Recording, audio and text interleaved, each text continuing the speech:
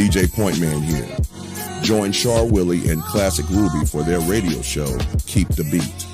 They broadcast every Wednesday night at 9:30 p.m. Eastern Standard Time on CRBJ, Classic R&B Jams. There are discussions of the songs, and that can take you back down memory lane. If you missed the live broadcast, no worries. Replays are uploaded on Mixcloud. So, follow JustAskChar Advice Channel on Mixcloud, and you will receive the notification when these broadcasts are uploaded.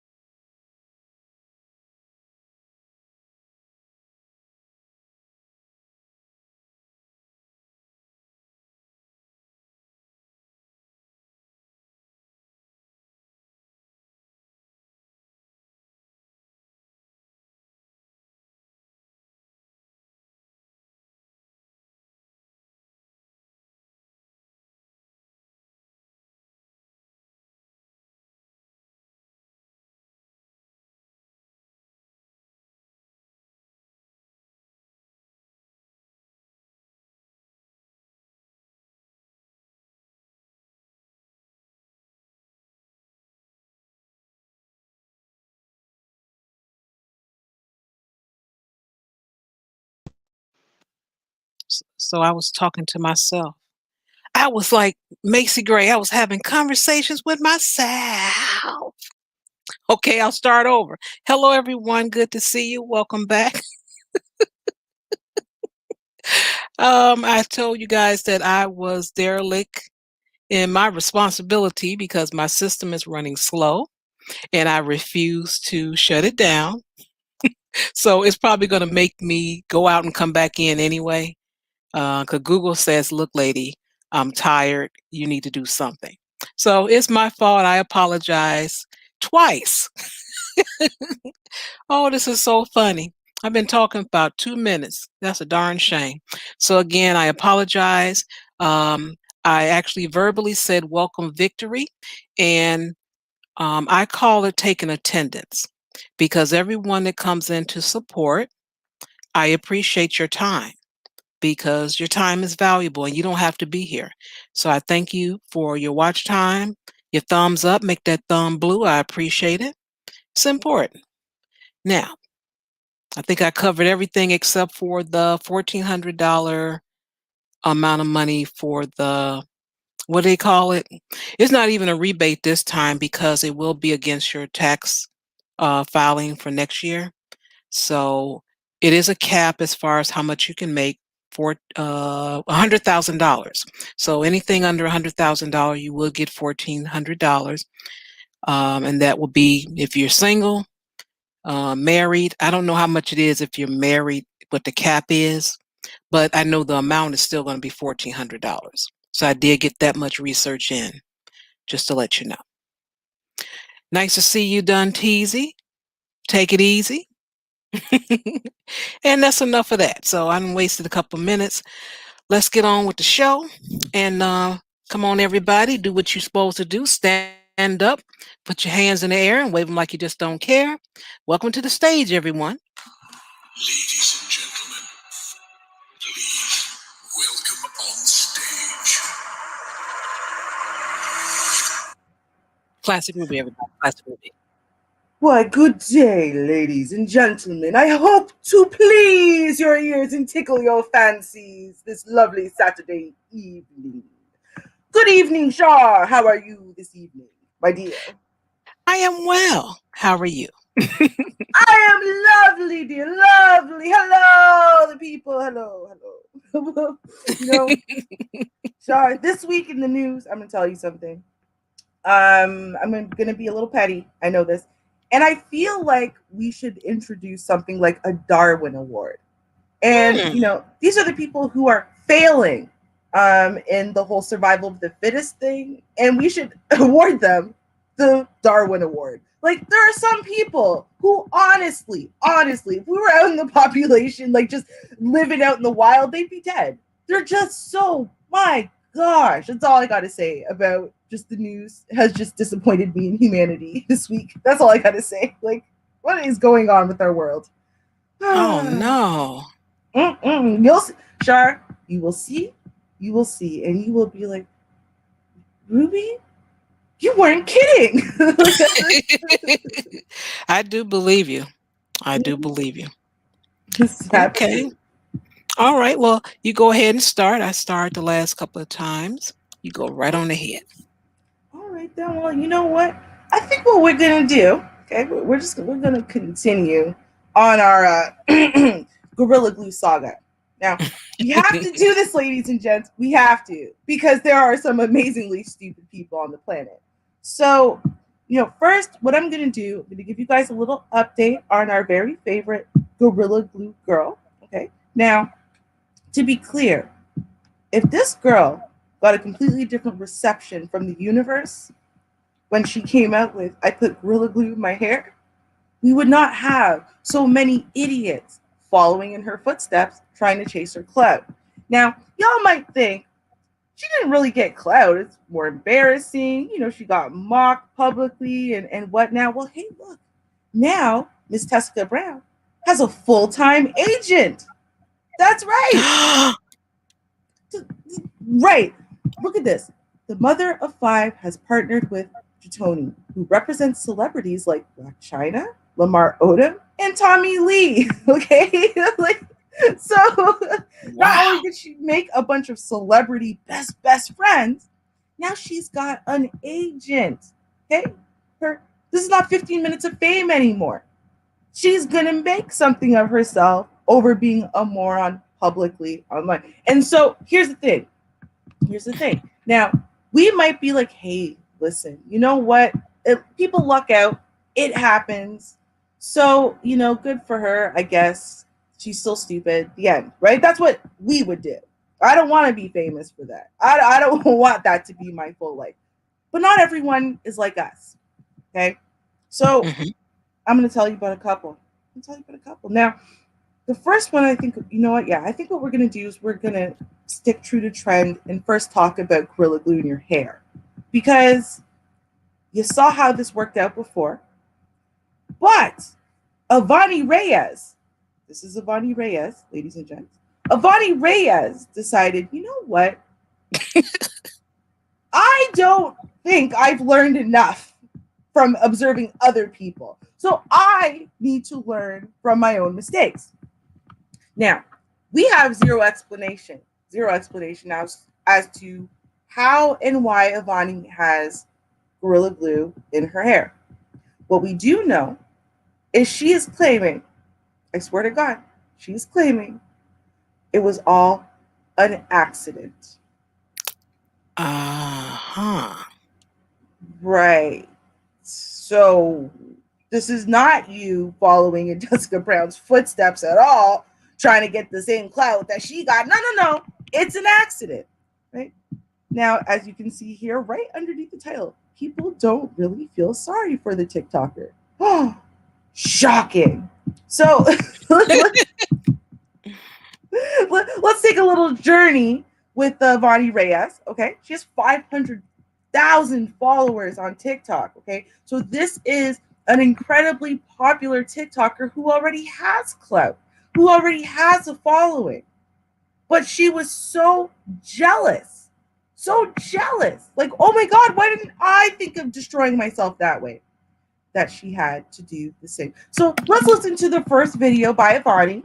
Okay. So Okay. the first video, and then we'll tell you about her story from this point on. It's very pathetic. Okay. You guys, my hair will not comb. Oh. Oh. Y'all, I already tried what? Right. So Avani is surprised after watching Jessica's whole entire ordeal that slicking your hair with Gorilla Glue, you now will not be able to comb it out.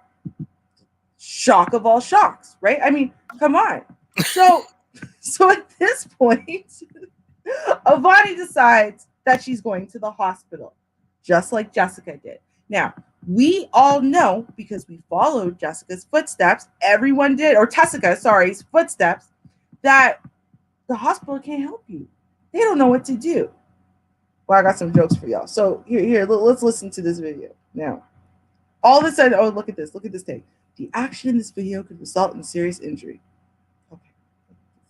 So I just got out the hospital and they did nothing for me. Look at my hair. This is what they told me to do. You should apply either olive oil, tea tree oil, or coconut oil on your hair to attempt to remove the glue. Or you can shave your hair. Now, I want y'all to catch the joke. We're only hearing about Avani, okay? But this is happening so frequently now that the hospital has made a printout of what idiots can do if they have covered their hair in epoxy or some type of glue and they need to remove it. Now there's a printout, okay? So Wow. they don't even try to help you. They just send you home with this printout. Now, if you don't think that the majority of humanity are a bunch of idiots, I don't know. They had to make a printout shot. That means this was not like they said, oh, Jessica did this and, someone else might follow this. No. Enough people were pouring in and clogging up the ER during a pandemic that they felt the need to make a printout. Okay. Yeah, that's what happens. Now, look at this. Please help me. I don't know what to do. This was an accident. I didn't mean to put Gorilla Glue in my hair. Okay. No, Yeah. you can say, just Tessica said, I didn't know the Gorilla Glue would do this. She was aware of what she put in her hair. You tell me how the bright orange packaging on every Gorilla Glue thing and the toxic smell as you were covering your head in this epoxy, and somehow you didn't know it was Gorilla Glue, right? Which, of course, as you saw from the title at the top, no one feels sorry for you. An accident? Nah. You saw the clout and money that the other person got and you wanted some, one user said, referring to the donations Brown received. The comment has over 13,000 likes, right? Others are saying, we don't feel sorry for you. Now, what I think is amazing. So, and this is an interesting point, right? So you see here, it says Reyes eventually started a GoFundMe for donors to help with the Gorilla Glue situation. Not long after, the TikToker thanked viewers for their donations, saying she raised enough funds for surgery in Los Angeles and claiming that one user even donated $3,000. Now, the fascinating thing about this part of the story is that Avani never shared the GoFundMe link. Nobody can see where this GoFundMe link was shared, nor has anyone seen donations. So, did she actually raise $20,000? Or is this all a load of BS? Now, she says she's on her way to Los Angeles and whatnot to get the surgery. Let's listen to the next video. So I just want to say thank you to everyone who donated to my GoFundMe. I now have enough funds to get surgery, and I will be flying out to LA. Thank you guys so much. And I raised enough money, and I'm getting surgery. Now, like I said, people are questioning this because no one ever saw the GoFundMe, and she never posted a link to the GoFundMe. So how did you raise the money? Right. And then why did you take it down? Where is it? Where's your evidence that you raised this money and that now you need to go to LA to get a surgery? Do you even have actually Gorilla Glue in your hair, or is it something that just can appear like Gorilla Glue? Like, for example, Mod Podge or Podgy. Something that, it gets hardened like that and whatever, but it's water-based, therefore it can be washed out. It's starting to look very, very suspect. Now, again, anyone who followed Tessica's journey understands, first off, 100% understands that the problem was that she used heat to, in essence, cure her hair, right? So, and that cured the epoxy with a blow dryer. But apparently, in an attempt to remove the epoxy from her hair, let's look at what's happening here. That is a friend blow drying the hair.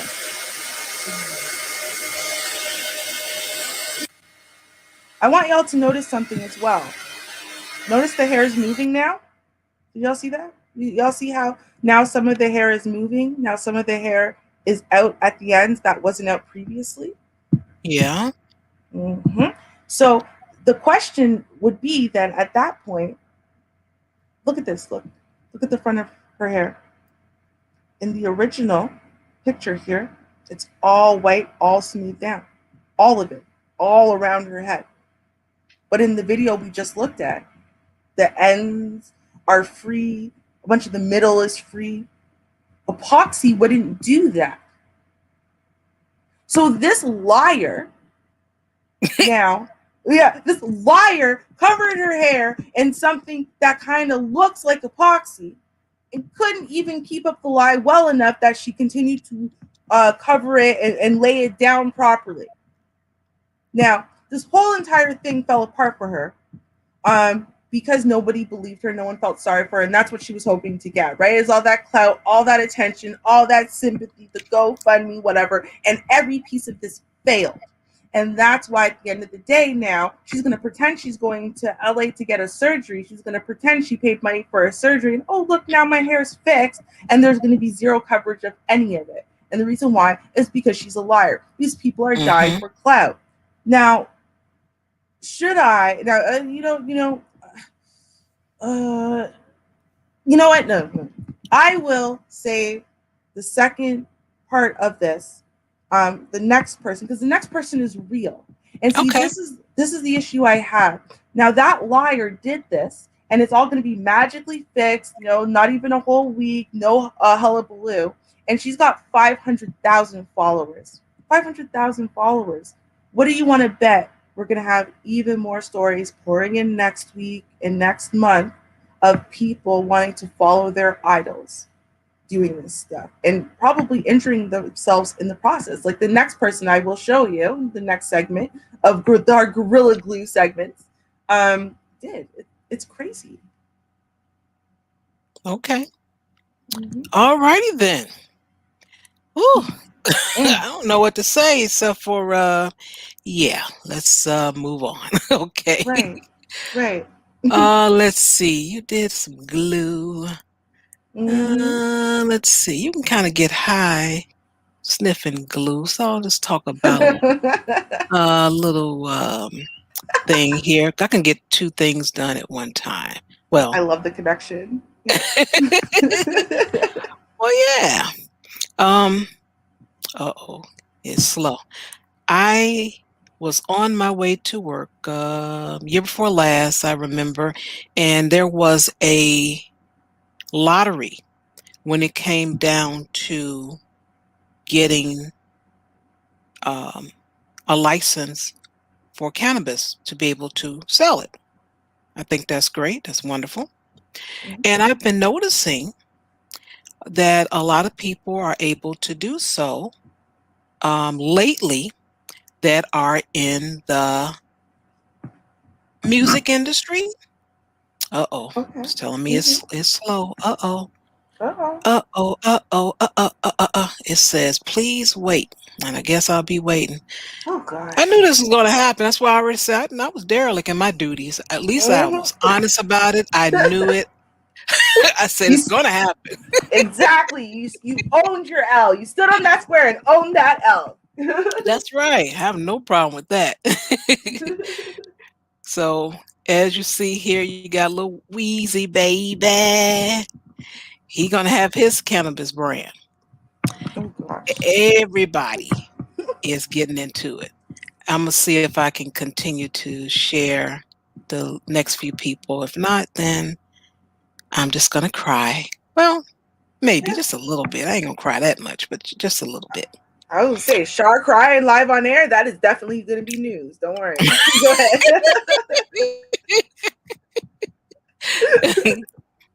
Yeah, I guess it would be.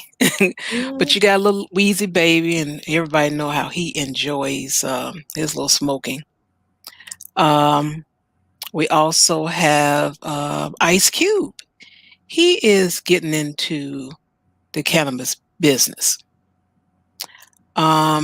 Yeah, it's slow. Yeah. It says, I'm struggling, lady. You know what's up. You did this to me. Yep. That's a shame. I just can't do this anymore. I'm going to have to do what I'm supposed to do and stop ignoring the signs. It was all there. Yes, ma'am. Yeah, so we have, who I have on the screen here? What's your name, young man? You are Chris Webber. Is that your name? I see Ice Cube. Yes. You see Ice Cube? Okay, well, we got Ice Cube. Say that again? Is his name Chris Webber? Like his real name? What's Ice Cube? I do have a... Oh, no. Ice Cube is O'Shea Duke Jackson. It just happened to be. But I didn't know this screen was sharing. Sorry about that. But yeah, Ice Cube, he announced on Valentine's Day. He said, hey, y'all, I got that kush for you. So I think it's clever how he's using the Friday and he's spelling it a little bit differently. So even he's in the business. So hey, And you might as well because and I'll tell you a little bit when I was speaking about on my way to work that day. Illinois had opened up where you were able to um, get in a lottery in order to sell. Unfortunately, page is unresponsive. I know. Um, when I don't know if it was when I got home or maybe the next day, but there was something about the fact that it wasn't fair, even though they had a lottery. Out of 50 particular slots, there was a very small number of people of color that was able to get a spot, and found out that you had to have some a particular amount of collateral. And said, I didn't know that. I'm like, I didn't know. So a lot of people didn't really get a chance to get their fair shake when it came down to actually being able to sell. And I'm like, wow. And people did all they were supposed to do. They put their paperwork in, got in line, and it just didn't work out for a lot. So that was very disappointing. But there are a lot of people that are getting into it. As I mentioned, Ice Cube, Little Weezy Baby. The first person we heard was from um, Jay-Z. There's a basketball player or ex-basketball player named Chris Webber. He's also one. And there's another person, which I don't recall, and my pages are not responding, so I can't pull it up. But I will just say, trust me, it's somebody famous. Once I find out, I'll let you. Oh, okay, it just released itself. Nice. And the last person is, oh, shoot, you won't even let me click. I know what I'm going to have to do. I hate to do it, but darn. I'll go back out when I need to, but I'm going to go ahead and pass the baton to you, Okay. and we'll just go from there. Oh, Marshawn Lynch. That's his name. He Ah, is, I know you guys know him. He's a former national basketball player, and he's also into the cannabis as well. Here's his 24 karat diamond infused blunts. They call, I don't oh, know how you pronounce this, Dodi blunts.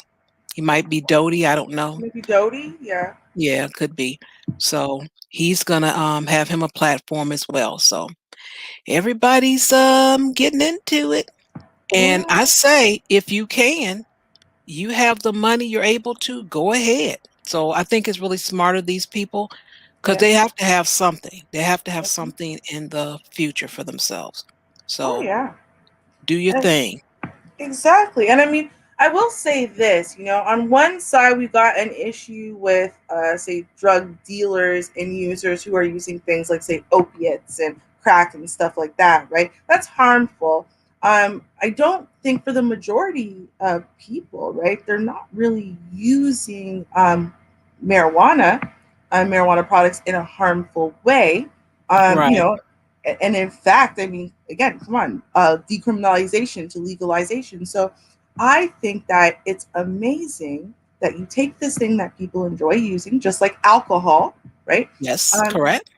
and you allow them to do something legal and productive with it, especially for the Black community, because honestly, like, I'm not trying to say nothing about us, but come on, Yeah. weed is heavily connected to Black culture in a variety of cultures, right? I mean, come on, you can't separate Jamaicans from weed. Like, we Hmm. don't even see it as like a substance. We see it like cigarettes almost, like it's just something you do. So Hmm. I love this idea because what it will do is it will encourage the young people, instead of doing this thing that they enjoy doing, they've seen their family and friends and older people do, and the people on the block do, and now it's this dirty little secret. It'll encourage them actually to see it as something they can, make money with and be productive with. So absolutely love that. Absolutely love it. Yeah, Oh, moolah, baby. oh, there you go. I see Lil Wayne. I see him. Hmm. Yeah, Mhm. so he got his brand going on. He is a B in Colorado. So I'm very, very happy for these young men because, again, it's no way they're really going to have any wealth if they just going to go with their music. Mhm. I don't see it. So, hey, go on in the cannabis business. Go, Yeah. young man, go. And this is more accessible. Like we look up to these stars, right? So we think to ourselves, and a lot of, especially the more impoverished communities, we think the only way we're ever going to make it is through music or sports. So to see something like this is more accessible for the majority, right? The majority could work in, oh, a bunch of us, we get together, we start a brand, I'll work on this side, I'll work on this side. Like it, we can start a business and we could follow in their footsteps that way if we're not going to be the next biggest rapper, So I love it Hmm. all around. I think it's great. Just great. I really do love it. Okay. Yes. Yay! Go guys! Being good examples. Check y'all out. Okay, so Make your money. dollar bills, y'all. So now up next, you know what? Before we speak to today's moron, because yeah, we're just gonna talk a little bit about this Gorilla Glue Gorilla Challenge because at one point it did exist, in a way. Now it existed specifically with the Gorilla Tape, okay, and a bunch of men specifically, some women did it with their arms, but a bunch of men were doing this thing where what they were doing is they were waxing themselves, right? So I was gonna play this right here. You can see, right? They put it on, and Gorilla Glue, right? Or they have a bunch of different stuff, right? As we've seen, they have the epoxy glue in a variety of different ways. They got it in the spray, right? They've got the super glue, right? But they've also got Gorilla Tape. Now, this is not just your regular tape or regular duct tape. It does have that epoxy glue adhesive on it, right? Maybe a Oh, little, okay. right? Hmm. A little weaker than what Tessica Brown sprayed in her hair, but still a much Ah, right? So you just rip that off, right? And it hurts. It hurts like an MF. Got the hair off though. This is the second strip that they did off this poor man. Um, sure. Got his skin too. Go ahead. right, right. Definitely. Hmm. But you can look. He's not bleeding. It's hurt a lot. Definitely worked though. Now this was 10 years ago, Sharp. This was 10 years ago. Um, Okay. right. So that's why I said this is not today's idiot. Now, yeah, right. So I wanted to show y'all. Okay, so these guys that got together, probably been drinking. They decided, oh, let's take part in this foolishness. Fine. Okay, so let's talk about today's idiot. Okay. Because for the life of me, I can't understand this. I'm actually going to slow this down now. To be fair, this is sort of a, let's say, semi, like it's kind of bleeped out, and it's bleeped out. You'll see why for the content here in a second. Now, Okay. this moron, I don't understand humans. I think that's my issue. Like I just don't. Like I said, Darwin Awards. Okay. Now, as you see the title here, woman uses Gorilla Glue tape to wax her titties. Yeah, yeah. And so you got the tape roll here, okay, and that tape roll is blocking out. You can kind of see the top of her pubic area. Let's put it that way, okay. And I want y'all to just look now. I slowed Why it down. record this? Why record it, lady? But continue. Oh, at this point now she's crying. The third party's recording this already because she thought it was going to be a good idea. That's why she did it, right? She's part of the Gorilla Glue challenge, so she thought it was a good idea. Look, they're pouring ice cold water on it, okay? And I'm just showing you in slow motion. I'm going to the next round. I'm gonna play it with the sound on at regular speed so you can hear the sound. But you can see, look at this. Her face is pure agony. Yeah, look at that. Okay, her face is pure agony. Oh no, we're not at this chick yet. Right?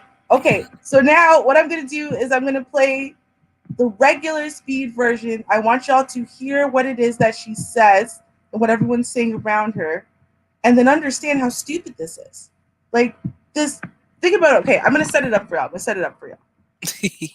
Guys, you know what? Listen, it's a pandemic, okay? And so my salon's been closed anyway, and my man likes when it's clean down there, okay? So, hey, we can kill two birds with one stone, right? I can get massive clout with the Gorilla Glue Challenge. You get a bunch of followers and whatever on Twitter and Instagram and whatever, right? And I can get it all clean down there for my man. What difference is it going to be anyway, right? I wax down there. Why wouldn't I be able to just use the Gorilla Glue tape? Cool. So now, right? So now she does the strip. And as soon as she does the strip, the amount of horrible pain coursing through her body lets her know it was a horrible mistake. Now let's listen to the sound this time. Okay. Okay. Now if you can't hear the sound, let me know. I'm pretty sure I clicked it, but you know how we do. Okay. This is locker room, guys.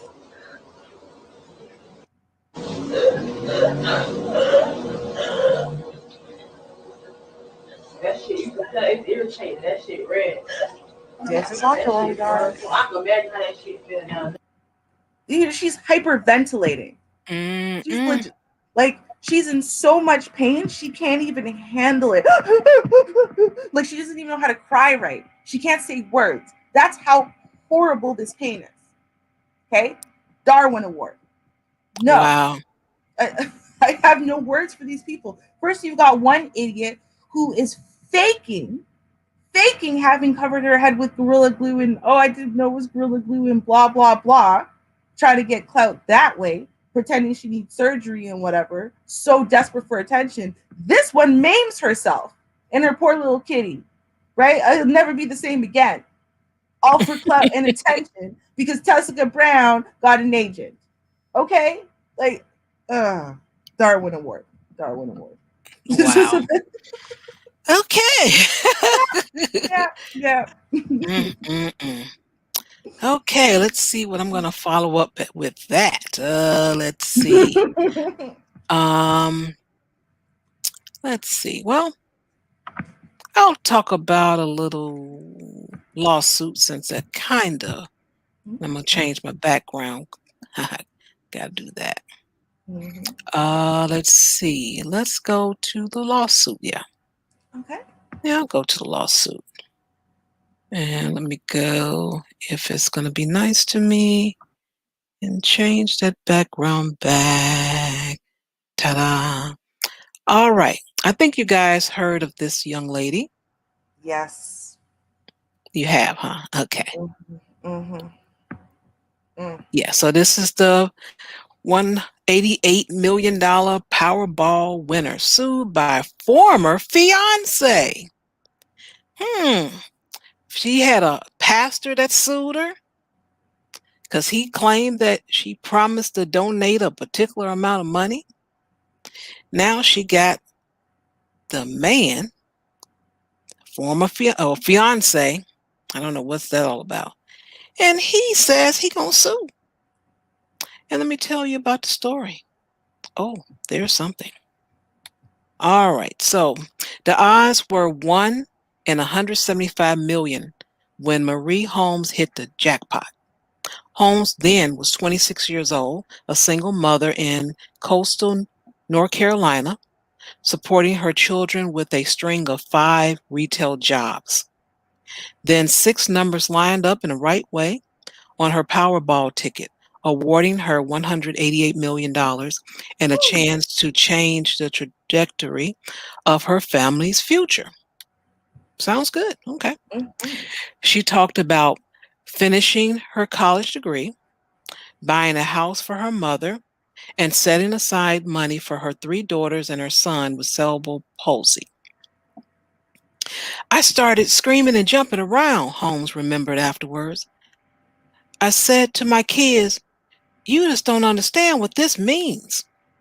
6 years later, Holmes lottery win is the subject of a lawsuit filed by her former fiance, who claims she used some of the money to buy him lavish gifts and then gave them away while he was serving time for a drug trafficking conviction.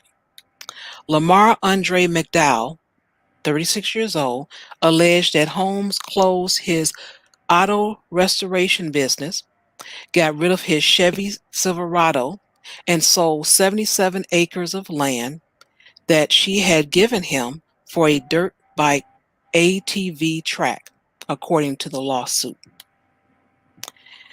It is a pointed rebuke, Holmes' attorney argued, that McDowell never truly owned the gifts.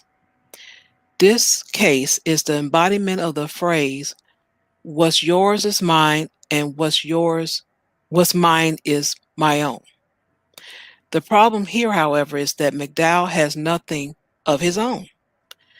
The lawyers wrote in a memo supporting a motion to dismiss the case. Mm. All right. McDowell, let me see. Yeah, McDowell, currently in prison, former fiance with multiple criminal convictions and an uncomfortable undesire to pursue meritless litigations. Holmes and McDowell met in 2012 while she was working at McDonald's and living with her mother and children in Brunswick County, North Carolina. They soon started dating and eventually had 2 daughters together, according to the lawsuit filed in September and transferred to federal court this month. Sheriff's officers arrested McDowell on drug charges in November 2014, 2 months before 2 months before Holmes became the largest jackpot winner in North Carolina history. The lawsuit says she chose to receive a lump sum payment and took home about $87.9 million after taxes. Mm. She paid $21 million of that to bail McDowell out of jail several times. Yeah. We are a couple, and I am the father of her youngest child. This is what people do for each other, McDowell said in 2016. She has the money and she can do what she want with it. If I had the money then, I would do the same for her. People are just jealous because of how much she won, and people want to see me locked up in jail. McDowell and Holmes moved in together in January 2016, the lawsuit says. He was sentenced 3 months later and remains in prison with a scheduled release date of 2023, state records indicate. Hmm. Before McDowell reported for his sentence, the couple filmed an episode of Ivina, however you pronounce her name, Ivina, Fix My Life, a reality show on Oprah Winfrey Network.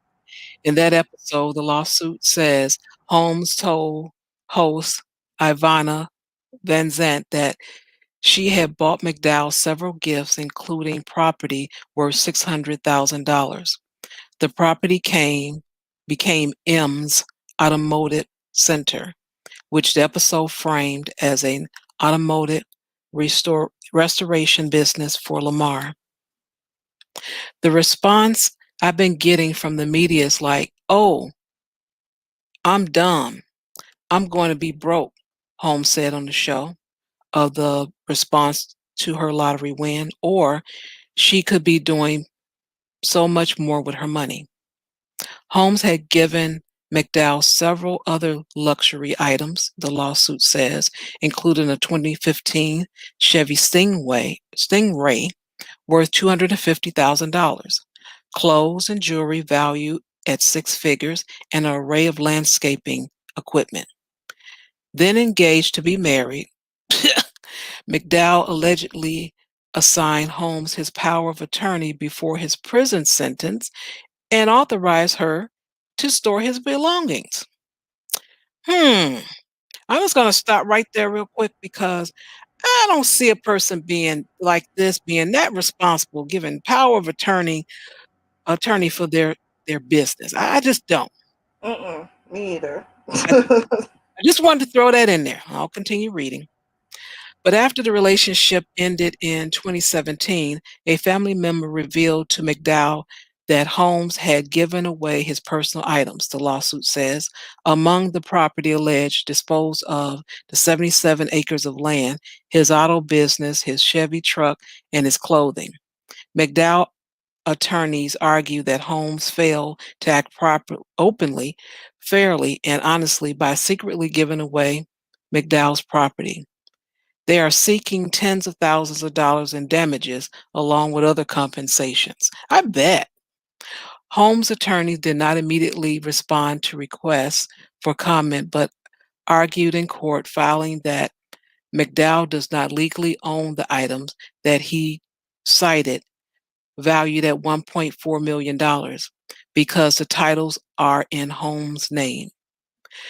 The lawsuit also describes some other property vaguely and therefore fails to properly notify Holmes of the claims, her attorney added.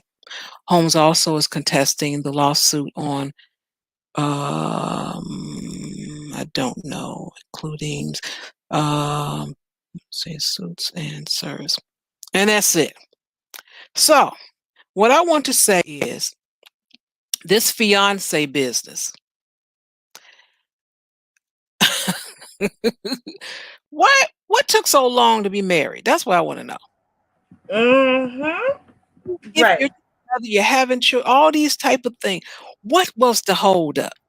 You know what the holdup was? The holdup was what I had mentioned in the show last night when we were talking on the Friday night show. That's what the holdup was. That's all it was. And we see this time and time again. What is going on? You know, if DeAndre was here, which I haven't turned, let me go back to the screen, might be in the chat room. You know, he has that thing he calls, well, he has two things, but he doesn't like ain't shitness. He hates that. That's what he calls it. He hates that. And also, no one will beg you to be great. Right.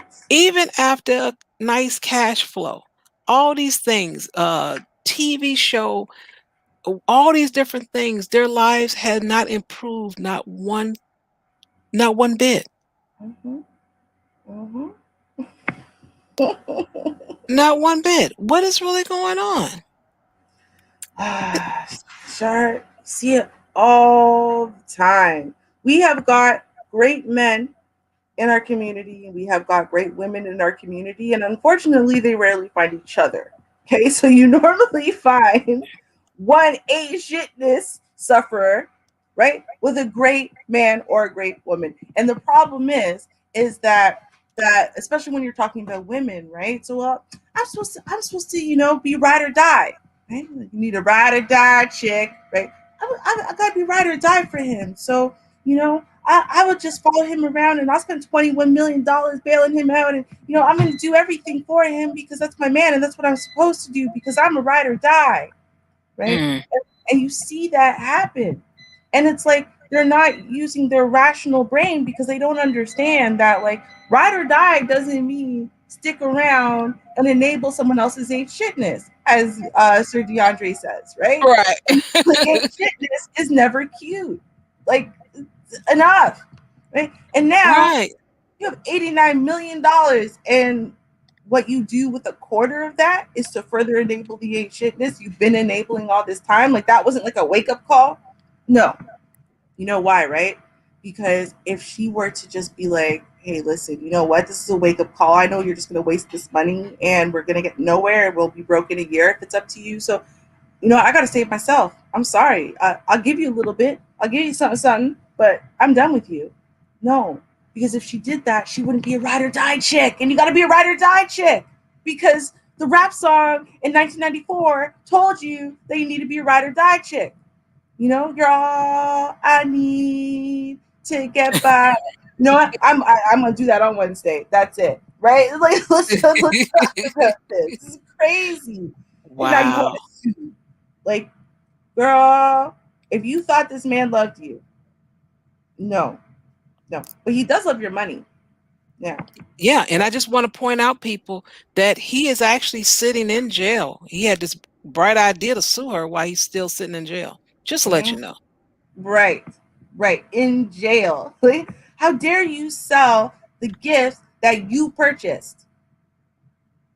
You're in jail. I mean, how dare I? Right? Like, too bad, bro. If you really wanted the gifts, you wouldn't have gotten yourself locked up. No, just no. No one owes you nothing, right? No one owes you Right. nothing. That's just what it comes down to. I'm sorry. Like, better luck next time. Hopefully, the next girl that you're with that wins the Powerball, by then you will have your shit together, so it can help y'all together. But like, Right. wow. Mm-mm, mm-mm. Well, Shar, boy, do I have a story about money hungriness. Woo! Oh, Mhm. And you know what? It's a story about money hungriness, and we're gonna get into a little blackface, even. And you're gonna be like, how does the story have anything to do with blackface, Ruby? You'll see. You'll see. Okay.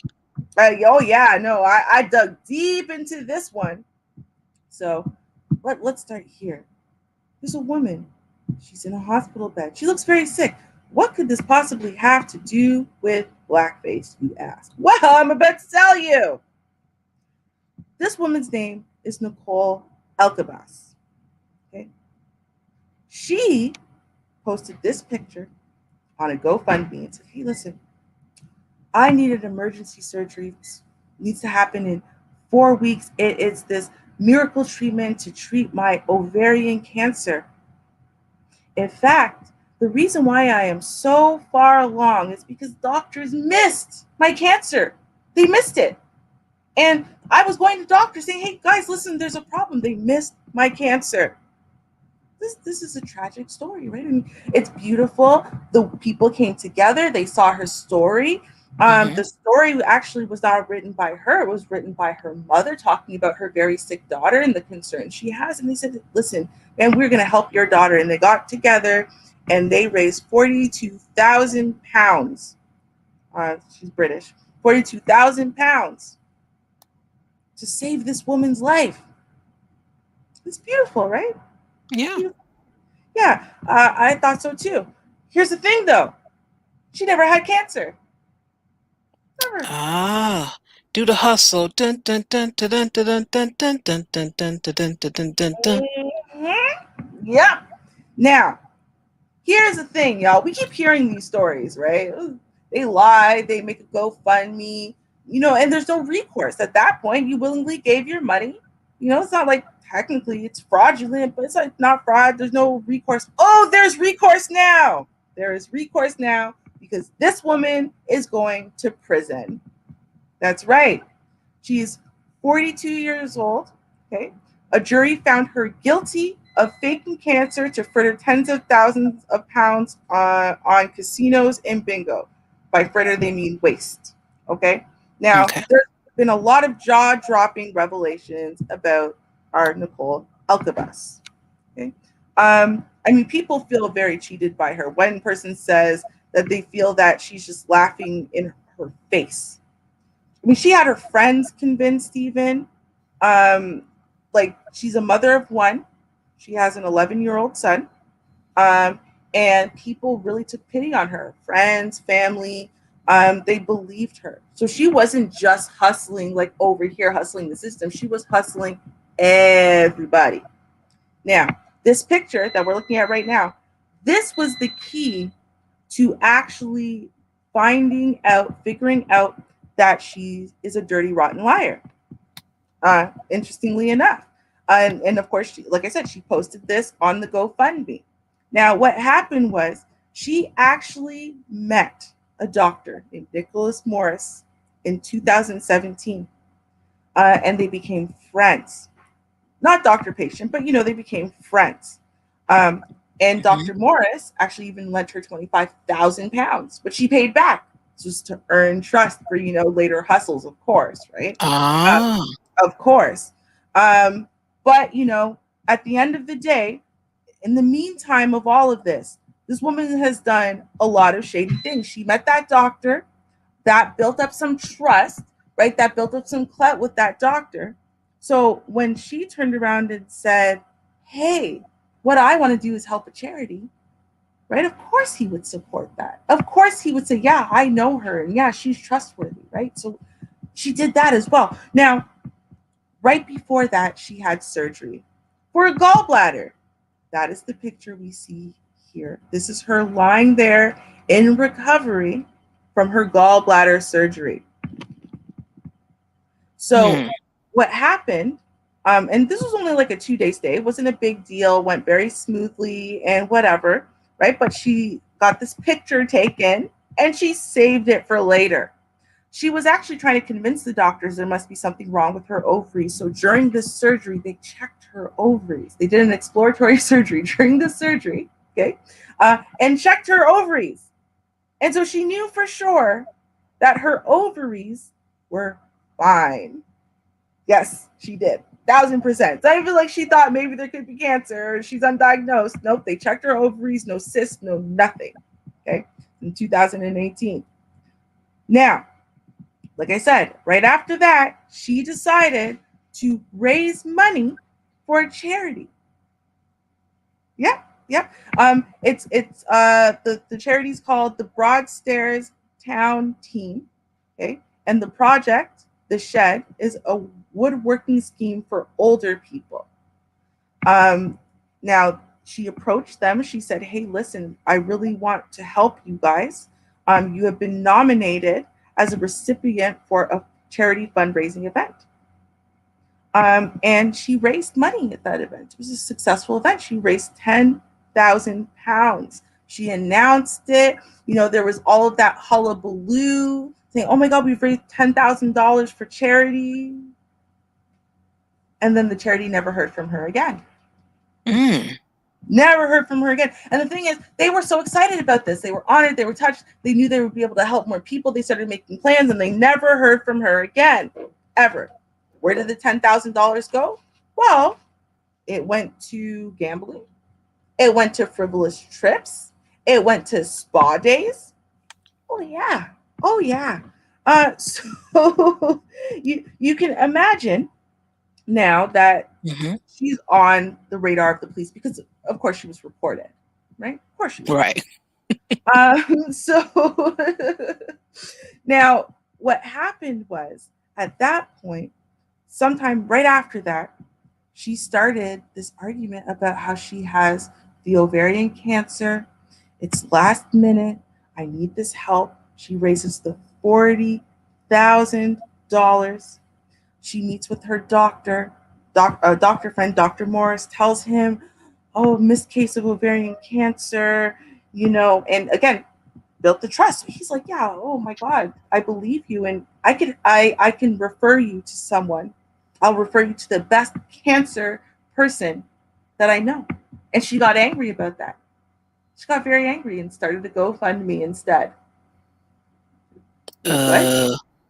Uh. Yeah, Okay. right. So this is when Dr. Morris says, I don't feel really comfortable with this. She wouldn't tell me where she received her diagnosis. She won't show me any scans. She won't let me refer her to anybody. And now her focus is on starting a GoFundMe to get treatment in some place in Spain that she also won't tell me uh, the location of and whatnot. So he went to her GoFundMe and he saw this picture and he went, "I recognize that hospital. I recognize that hospital. That hospital, that room, that's from when she got the gallbladder surgery." Oh, yeah. Yep, that's right. So at that point, then, he reported her to the police. The police, she was already under investigation because of the charity fraud. And so that was that. At that point, now there's a lot of details of the story. I definitely suggest y'all look it up and read. I mean, it is such a detailed, disgusting little story of this woman. Okay. She is not a good person at all. She's running around hustling people left, right, and center. And like I said, on February 10th, she was officially sentenced to jail time. Unfortunately, it's only 33 months. So it's just over 2 years, right? But that's better than nothing. I So, agree. right? So they are starting to crack down on these hustlers, right? They are starting to crack down. So if you and your buddies were thinking, hey, maybe, just maybe, we could pull a hustle. I need some quick money. Not a good plan. But I'm going to tell you why this woman is an attention seeking, not so great person. Now, remember, I told you we're going to get into some blackfacing. How, you would ask? Well, when I was looking up Nicole Elkabas, I found out she has a YouTube channel. What? Right? There's only 2 videos on it. The first one, which we're not going to watch right now, that video has her doing a series of accents. A couple of them are, one's Nigerian, one's Jamaican, one's Greece, one's, there's a bunch of different places. And to be fair, the accents are semi-decent. But she thought, why not go one step further? For the life of me, I can't understand why she thought this was a good idea. Let's take a look at the video. Wow. Oh, yeah.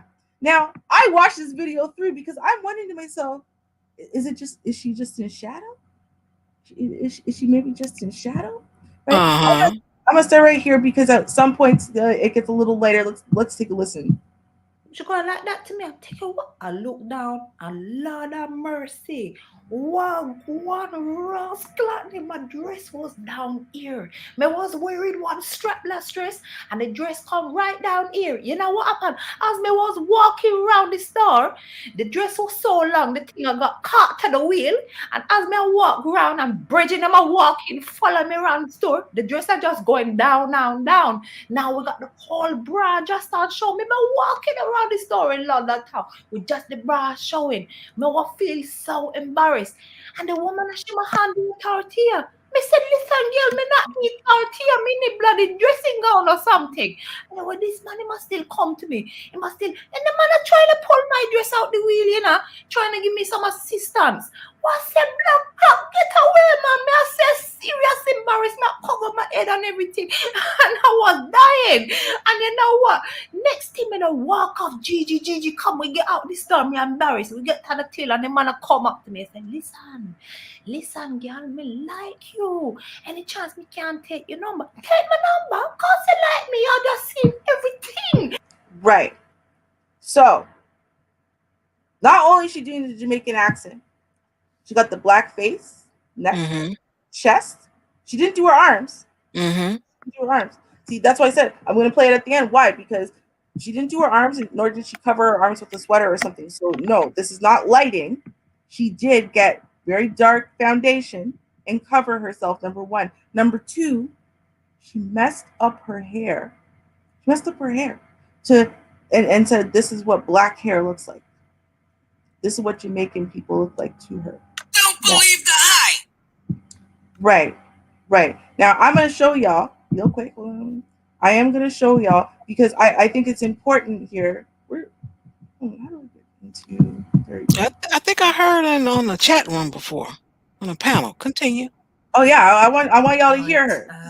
This is what this Hi guys, so I'm with Gigi, who has finally convinced me late at night to kind of give you a bit of insight into the comedy stuff that I'm going to be doing. For many of you that already know. So that was comedy stuff to her. Now, as you can hear, that's not her voice, right? It's not what she sounds like, and that's not her hair. So she went out of her way to portray what to her Jamaican people sound like, right? What they look like. What their hair is like. That's what she was doing. This is 2016, right? Two years later, she's hustling charities and pretending she has ovarian cancer. And now she's in prison for 33 months. That is what this woman is about, right? So Nicole Elkabas, I feel zero pity. I hope they come down on you for the charity event. They're saying that they're not going to currently because they basically felt that given the way that the law works, that they're going to spend a lot of money prosecuting for that second crime, and they're just going to make the two sentences run concurrently anyway. But I hope they come down on her for it after she's finished running the first sentence. Because she's the type of person who feels like she can do whatever she wants, whenever she wants. She can use people, she can abuse people, she can steal from people, and she feels no way about it. That's it. Oh, wow. Mm-hmm. Okay. Yeah, I'm just gonna leave that alone. Yeah, I was gonna leave that alone. Like I said, I think I heard her on a panel before, but I'm gonna go into some vigilante stuff. I do like vigilante stuff. That's just me. This little boy was 3 years old, and he was shot back in 2017. So 4 years ago, he was in a car with his dad and his uncle, and the suspect is just now charged. Just now charged. You hear me? Marcus Wow. Celeb III died from a bullet that struck him in his child car seat as he rode through Kansas City, Missouri with his father and uncle. But for nearly 4 years, the 3-year-old in May 2017 shooting death resulted in no criminal charges until this week. Witnesses at the time reported seeing a man in a red hooded sweatshirt fired a long gun at the vehicle from a porch on Park Avenue, according to a statement from Jackson County Prosecutor Gene Peters Baker. The adults who were also hit by the bullet survived, but the child was dead by the time he was rushed to the hospital. One witness said the description of the shooter sounded like Derek D. Wynn Jr., who was seen with a similar gun. Police recovered multiple shell casings as well as a styrofoam cup from the scene. Now, that's a long, long time. And I'm glad they did finally, but a lot of times, people don't be found. It just goes unsolved. Mm-hmm. And I just think this was a mess. And I hate to hear stuff like this because there's always some stupid stuff. You looked at me wrong. I like the woman that you with. I had a baby by her first. Just some stupid stuff. And that's the reason why they end up, just crazy just to shoot somebody. Why do you want to take someone's life over something that could be solved? Right. Probably with a conversation, but hey, this is how they do it. Now, the boy's father, he's facing charges of first-degree assault, armed criminal action, and unlawful possession of a firearms after authorities said he allegedly fired in a 2019 at the suspect in his son's murder in an act of retaliation. I understand retaliation when it comes down to stuff like this. I get it. I really understand it. You shot at him, you missed, you killed his son, and whatever your issue was is not solved. So, hey, I'm coming after you. You came after me, I'm coming after you. I get it. I understand it completely. But the next story I'm going to share is some real justice. That's what I call it. And I want this woman to receive an award. I really do. I do. I'm just saying. Kansas City woman tracked down brother's suspected killer, then murdered him. Oh, yeah. She was looking for him. She found him. Hey, she took care of business. Yeah, I Mhm. know you're shocked that, I may say that, but hey, just ride with me, people. Just ride with me. Just let me let me continue. A Kansas City woman is charged with second-degree murder after police says she tracked down the man suspected of murdering her teenage brother last week and killed him. Police said she sent a text to her dead brother afterwards, letting him know that she had avenged him. Tatiana Coppage, 21 years old, remained in Jackson County Jail on a $200,000 bond. Coppage's brother was 16 years old, and he was shot and killed January 10th near Paloma Avenue and Topping Avenue in Kansas City, Missouri. He was a junior at Hogan, here go my tongue tied, Preparatory Academy and a standout basketball player. Coppage and Yuna, I don't know how to pronounce his name, were also struck by a tragedy in 2016 when their younger brother and cousin, Jaden and Montel Ross, was shot and killed while sleeping in their home at the 57th Street and College Avenue. Someone had shot into their house, killing the two boys who were 8 and 9 years old. The case remains unsolved. I'm sorry. And I'm like, okay, so at that time, the young lady, she was about 16 or so. I think if she was older, she would have did what she did just recently. Let Mhm. me continue. Police said Coppage shot her brother's suspect killer January 13 in a parking lot near Thompson Avenue and Benton Boulevard. The victim's brother had driven him a short distance after the shooting before stopping in the store and calling for help. Responding medical crews worked to save the man, but he had already died. He had been shot in the chest and leg. She's pretty good. She shot him in the chest and leg. She aims pretty good. I'm like, wow. Let me continue Mhm. reading. Mhm. Let me continue reading. 21-year-old. Okay. Police use eyewitness accounts and surveillance video to track down the black Ford Escape used in the shooting to speak with Coppage. Coppage admitted to having called the victim before the shooting, but said she only did it in hopes of the man and her father settling their differences before they killed each other. She admitted to getting into an exchange of gunfire with the victim, but described the situation in a way that appeared to be self-defense, saying he shot her vehicle first before she returned fire. She works pretty good. That's all I could say. I'm sorry. She shot. She's a hey. She didn't miss a target. Hey, I'm just saying.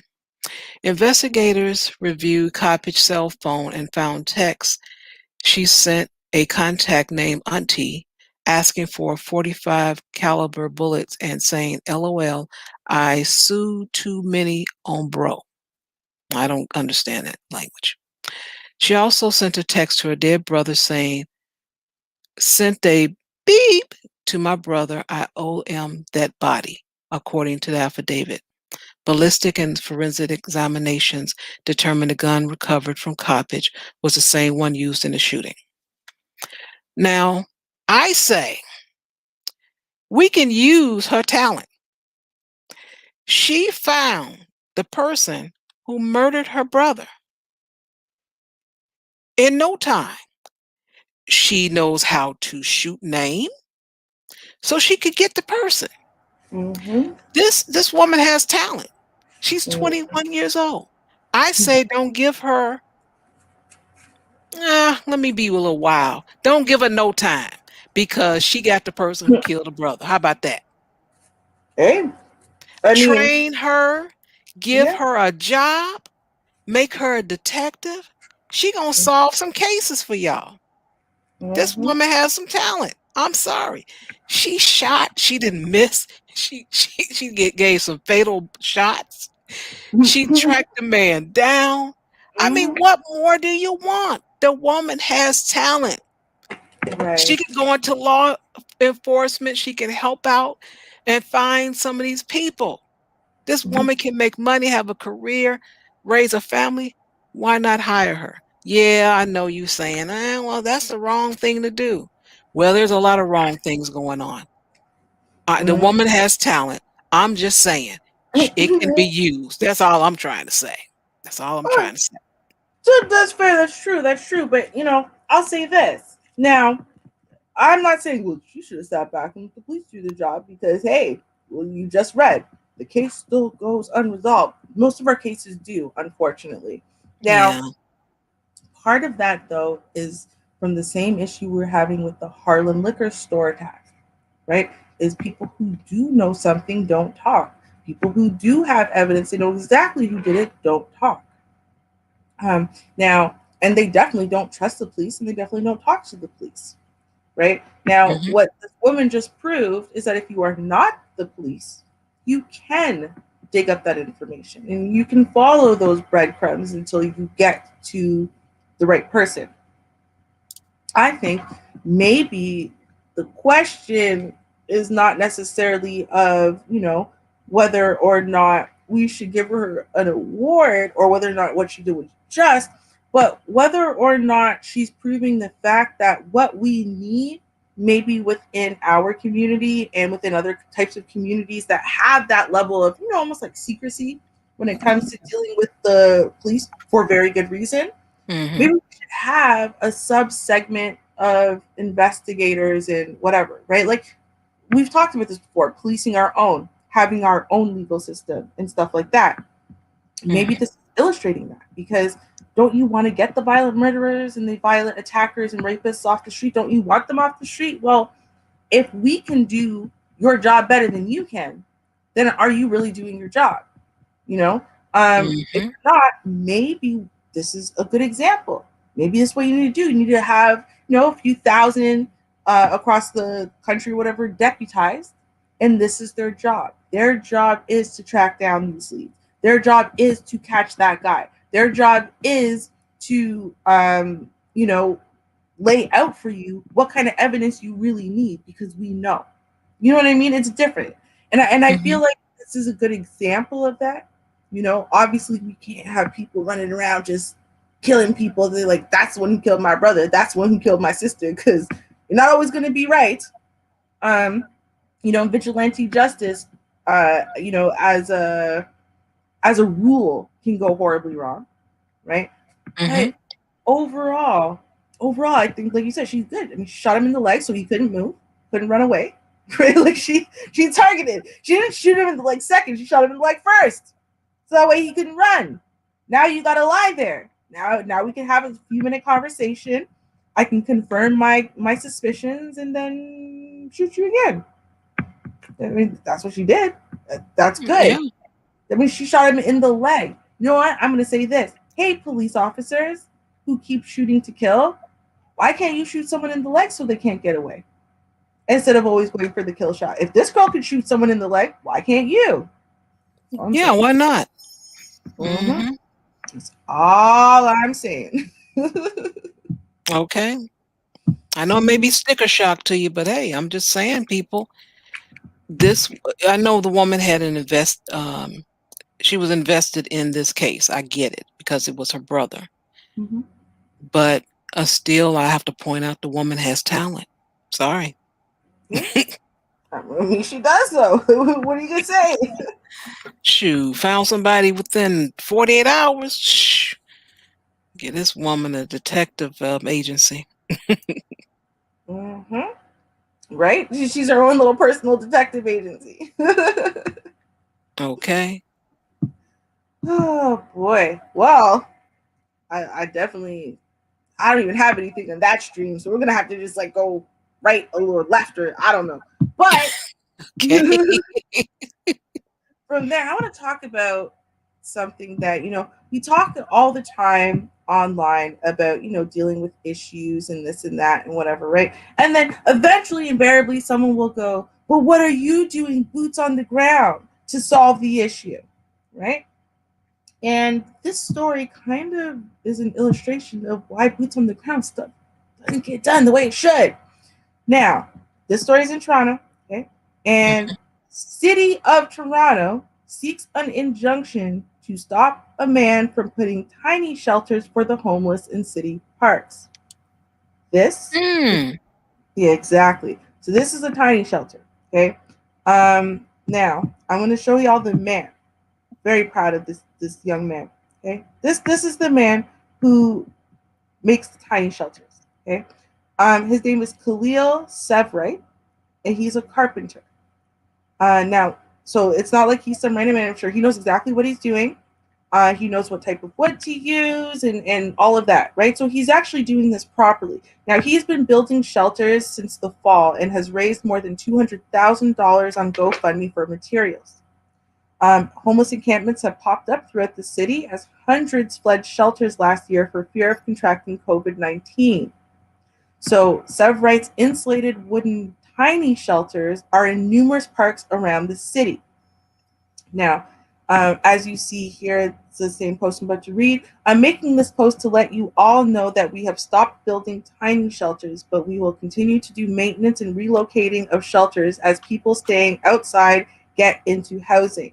So on February 11th, I want y'all to understand that, in essence, with an increased homelessness issue in a country that gets incredibly cold to the point where the cold can kill you, and now people have fled shelters. Now the shelters are taking in less people because of the pandemic, because of COVID, right? God, and God forbid, just looking at the issues we're going to have once the pandemic rules are over and all these people who haven't paid their rent in 8 months suddenly have like 30 days to pay it. Our homelessness issue is going to be through the roof. And this man said, listen, I have a solution. I'm not asking the government for help. I'm not asking the officials for help. I'm not asking for additional employees. I'm doing this myself.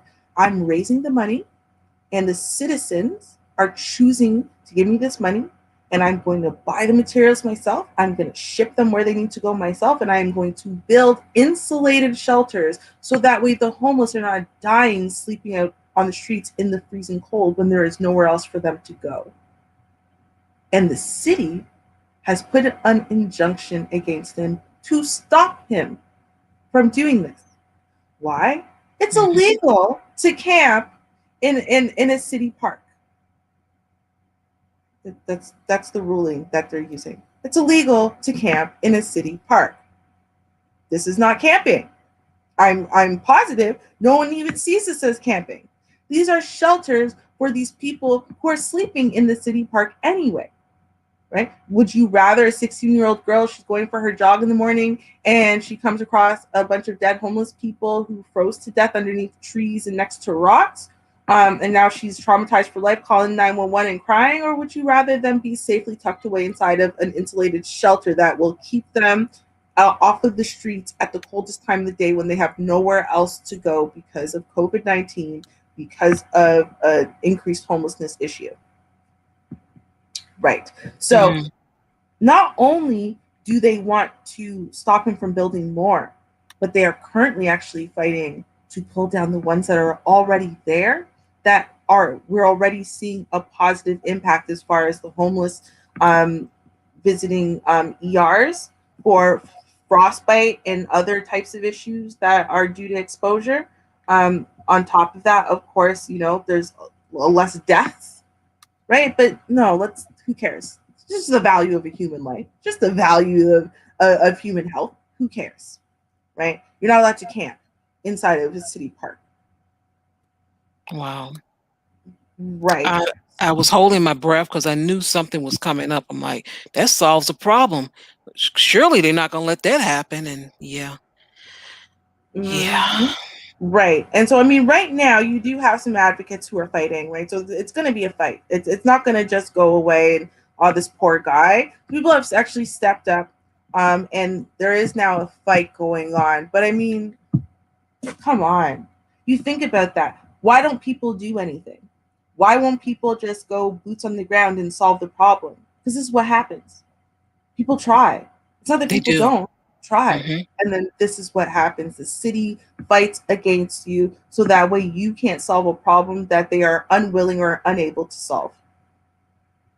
Yeah. So people of Toronto, nearby cities, nearby country, because y'all who live in, like the Buffalo area, whatever, y'all are close by. Hey, listen, what we need to do right now is support this young man, because again, if his efforts are supported and they prove to be as fruitful as they are, you know what? He might be able to pass this knowledge down to other cities in Canada, in the US, in the other parts of the Western world. So that way, these little tiny shelters are now saving tens of thousands, maybe even millions of homeless lives a year. So just so you know, I mean, this is out there. It's an amazing thing. I think tiny shelters is really like tiny homes, tiny shelters.